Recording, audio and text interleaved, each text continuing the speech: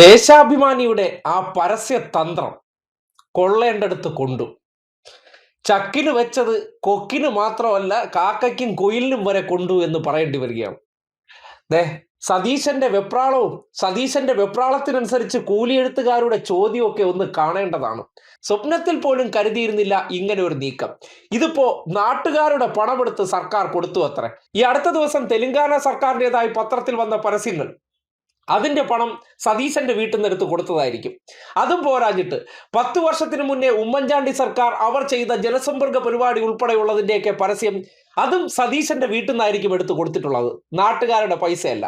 അതായത് ഞങ്ങൾ നാട്ടുകാരുടെ പൈസ വെച്ച് ചെയ്താൽ അത് സൂപ്പറാണ്, നിങ്ങൾക്ക് ചെയ്യാൻ പാടില്ല, കാര്യം നിങ്ങൾ തൊഴിലാളികളാണ്, ഞങ്ങൾ തറവാട്ടി പിറന്നവരാണ്, തറവാട്ടി പിറന്നവർക്ക് ഇത് ചെയ്യാൻ പാടുള്ളൂ എന്ന നിലയ്ക്കുള്ള സതീശന്റെ ആ വെറൈറ്റി മോങ്ങൽ ഒന്ന് കേൾക്കും.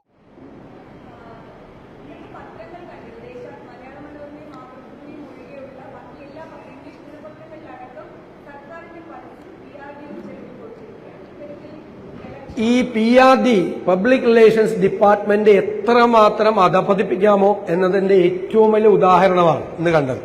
ഞങ്ങൾ ഇതിനു മുമ്പൊരു കാര്യം പറഞ്ഞിരുന്നു, ചില പത്രങ്ങൾ അഡ്വർടൈസ്മെന്റ് അല്ലാതെ പണം മേടിക്കുന്നു, സർക്കാരിൽ നിന്നും CPM-ൽ നിന്നും പണം മേടിക്കുന്നു. ഇതിപ്പോ സർക്കാരിന്റെ പണമാണ്.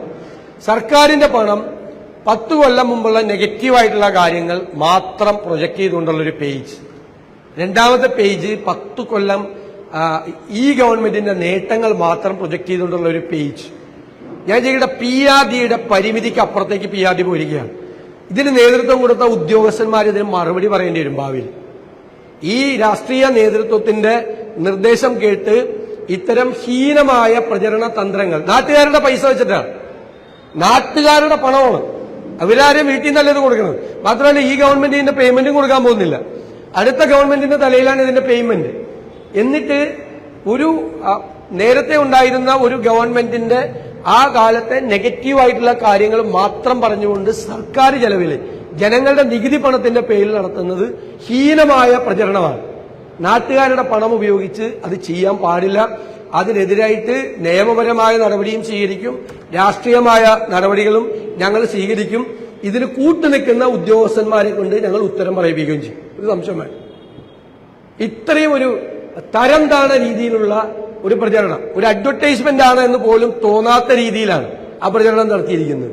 അത് ചെയ്യാത്ത മാധ്യമങ്ങളെ ഞാൻ പ്രത്യേകമായി അഭിനന്ദിക്കും. ഞങ്ങൾക്കത് വേണ്ട, ആ പണം വേണ്ട. ഇത്തരം ഒരു ഹീനമായ ഒരു ഒരു ഒരു പ്രചരണം നടത്തി അതിന്റെ പണം ഞങ്ങൾ വേണ്ട എന്ന് തീരുമാനിച്ച മാധ്യമങ്ങളെ ഞങ്ങൾ പ്രത്യേകമായിട്ട് അഭിനന്ദിക്കും.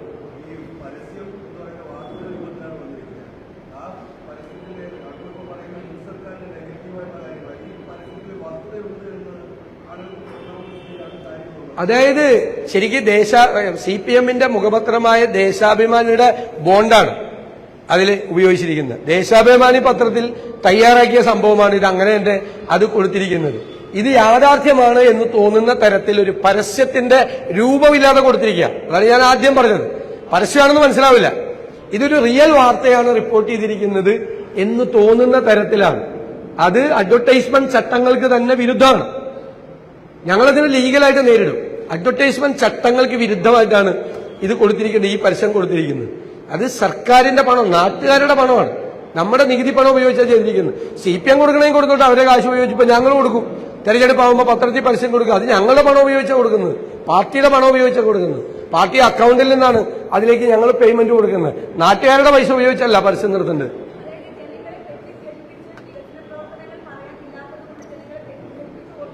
തീർച്ചയായിട്ടും അതാണല്ലോ ചെയ്യുന്നത്.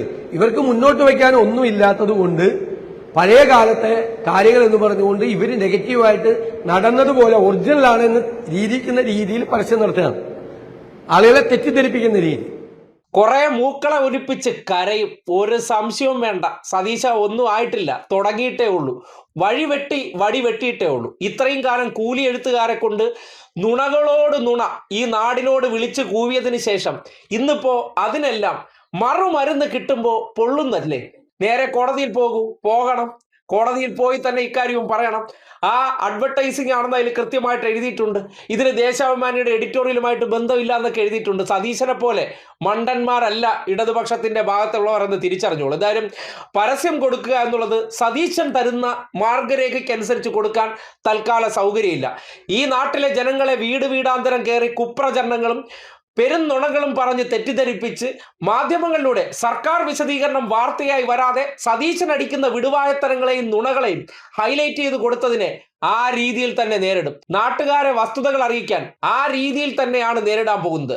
നേരായ രീതിയിൽ വാർത്ത വരാതിരിക്കുമ്പോൾ അത് ബോധ്യപ്പെടുത്താൻ അതേ രീതിയിൽ അഡ്വർടൈസ് ചെയ്യുക തന്നെ ചെയ്യും സതീശ. കരയേണ്ട കാര്യമില്ല. സതീശനൊക്കെ അധികാരത്തിൽ വന്നാൽ വീട്ടിൽ നിന്ന് പൈസ എടുത്ത് കൊടുത്താണ് എല്ലാ കാര്യവും ചെയ്യുന്നത്. പ്രതിപക്ഷ നേതാവാണ് സതീശൻ. സതീശൻ നിലവിൽ താമസിക്കുന്നത്, ഉണ്ണുന്നത്, യാത്ര ചെയ്യുന്നത്, എന്തിനേറെ പറയുന്നു സതീശന്റെ പരിവാരങ്ങളെ തീറ്റിപ്പോറ്റുന്നത് ഏത് പണത്തിലാണ്? നാട്ടുകാരുടെ പണത്തിലല്ലേ? ആ പണം എന്തേ എനിക്ക് വേണ്ട എന്ന് വെക്കുന്നില്ല? അപ്പോ തനിക്ക് കിട്ടുന്ന അലവൻസ് 1 രൂപ പോലും പോകാതെ 10 രൂപ കൂട്ടി എഴുതിയെടുക്കുന്ന സതീശന് ആ നാട്ടുകാരുടെ പണം കൊണ്ടുപോയി വെട്ടിക്കഴിക്കാമെങ്കിൽ ഇക്കാര്യത്തിൽ കൂടുതൽ ദണ്ണമൊന്നും പറയണ്ട. സ്വന്തമായിട്ട് ആദ്യം ഒരു മാതൃക കാട്ടൂ, എന്നിട്ട് ബാക്കിയുള്ളവരെ കുറ്റം പറയാനിറങ്ങും. നുണപ്രചരണത്തിന് വേണ്ടി കേരളത്തിലെ മാധ്യമങ്ങളെ പർച്ചേസ് ചെയ്ത് കയ്യിൽ വെച്ചതിന് ശേഷം അത് ഉപയോഗപ്പെടുത്തിക്കൊണ്ട് ഞങ്ങൾ പരസ്യം കൊടുക്കും, നിങ്ങൾ കൊടുക്കാൻ പാടില്ലത്രേ. സർക്കാർ എന്നുള്ള നിലയ്ക്ക് 10 വർഷം ചെയ്ത കാര്യങ്ങൾ അതിന്റെ പബ്ലിസിറ്റിക്ക് ഉത്തരവാദിത്വം PRDക്കാണ്. PRD അത് നല്ല വൃത്തിക്ക് ചെയ്യുന്നു. ഇന്നലകളിൽ പരിചിതമല്ലാത്ത രീതിയിൽ പുതുവഴിയിലൂടെ നാട്ടുകാരുടെ ഉള്ളിലേക്ക് നിറച്ച തെറ്റിദ്ധാരണ മാറ്റാൻ അതേ രീതിയിലുള്ള പ്രചരണ പരിപാടികൾ നടത്തുമ്പോൾ സ്വപ്നത്തിൽ കരുതിയിരുന്നില്ല ഇങ്ങനെയുള്ള പണികൾ വരുമെന്ന്. അതുകൊണ്ടാണ് വാലിൽ തീപിടിച്ച വെപ്രാളവും കൂലിയെഴുത്തുകാർക്കും അതേപോലെ തന്നെ പൊള്ളലേറ്റ ചോദ്യങ്ങളും പുറത്തേക്ക് വരുന്നത്. കരയുക മാത്രമേ നിർവാഹമുള്ളൂ എന്ന് മാത്രമേ പറയാനുള്ളൂ.